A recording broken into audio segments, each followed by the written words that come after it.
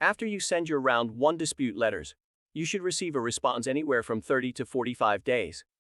If you receive a response, you're going to want to take a look at your credit report through your credit monitoring and make note of any changes to see if anything was updated or corrected, and make note which credit bureau did what.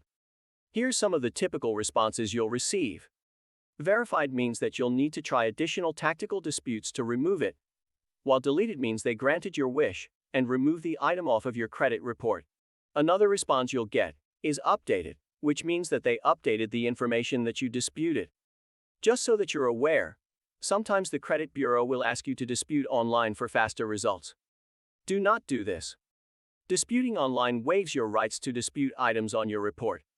After 45 days, you may or may not receive a response. The type of response will determine what to do next. For example, if you don't receive a response, you'll be sending a no response letter next. Another type of letter you may receive is a stall letter.